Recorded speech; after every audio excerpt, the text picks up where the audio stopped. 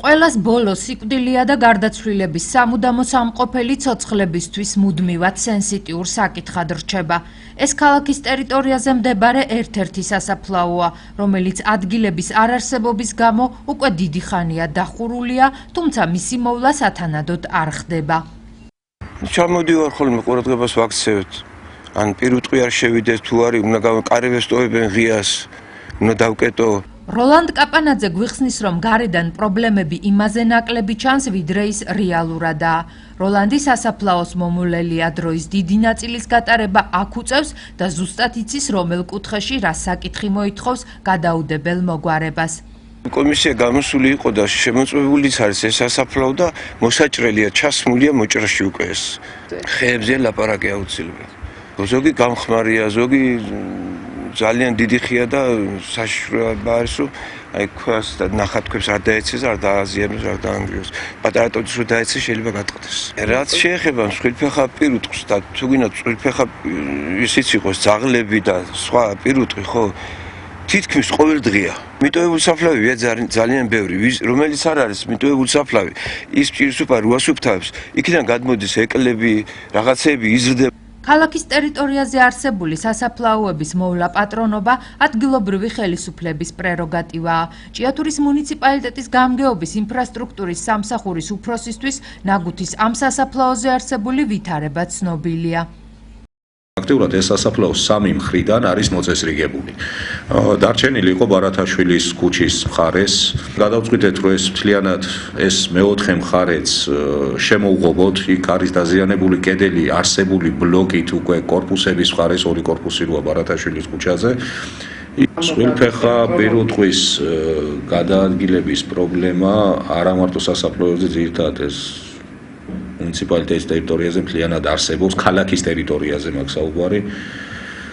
არ არის მარტო ჩვენი პრობლემა ეს და უბრალოდ ცოტა სხვა რეგულაციებია შესატანი. სასაფლაოზე, რომელსაც დაზიანებული ღობე სამი მხრიდან აქვს, მსხვილფეხა პირუტყვი ხშირად შედის და საკუთარ კვალსაც ტოვებს. ახლოს მცხოვრები მოსახლეობა ამ თემაზე ღიად საუბარს გაურბის და შესაბამისად სასაფლაოზე პირუტყვის ყოფნის ფაქტებს არც უარყოფენ და არც ადასტურებენ.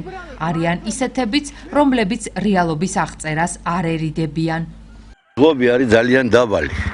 საქონელი გადადის ჩვეულებრივად ძეთ. ემას ახლა ვერ ჩვერავინ მოუდგებე, ხანა არები ახობე ღია და არ კიდევ გარებს. საქონელი შედის და გადადის და ბალახი არის იქ, ფოთოლი არის და ადვილად შეაღწევს და უნდა მოევლოს პირუტყვის აი სიარული აქ აკრძალეს, მაგრამ ჯერჯერობით თვითონ პატრონმა უნდა გააკეთოს მაგ იგრძნოს, შეიგნოს, რომ არ უნდა იაროს.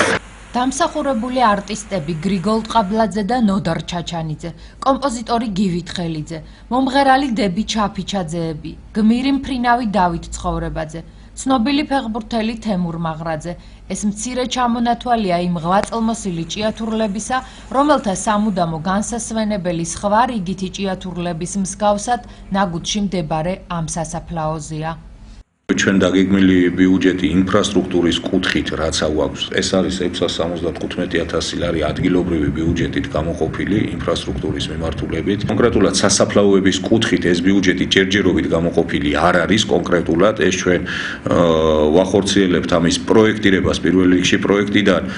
პროექტი გვაჩვენებს ჩვენ ეს რა თანხებზე წავა და მე თავისთავად ბიუჯეტში ცვლილება გვინდა შევიტანოთ. ინფრასტრუქტურის სამსახურში ამბობენ, რომ ნაგუთის სასაფლაოს შემოღობისთვის ტენდერი გამოცხადებულია და სამუშაოების დასრულებას, რომელიც ჯერ არ დაწყებულა, აპრილის თვეში ვარაუდობენ.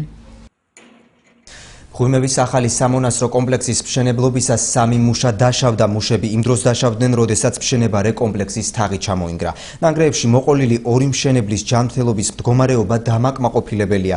მესამე კი ქუთაისშია გადაყვანილი. ადგილზე მობილიზებული იყო საპატრულო პოლიცია და სასწრაფო დახმარების მანქანები. ანუ სამი დაშავებულია, როგორც ერთი მძიმე და ორი საშუალო სიმძიმის დაზიანება აქვს და ანუ სასწრაფო მობილიზებული იყო და გადაიყვანეს უკვე და იმედია გამოჯანმრთელდებიან მალე. ანუ მოვდიოდი ამ გზაზე ვიყავი მაშინ, როდესაც უკვე ბრიგადა მიდიოდა ჩამოსაყვანად.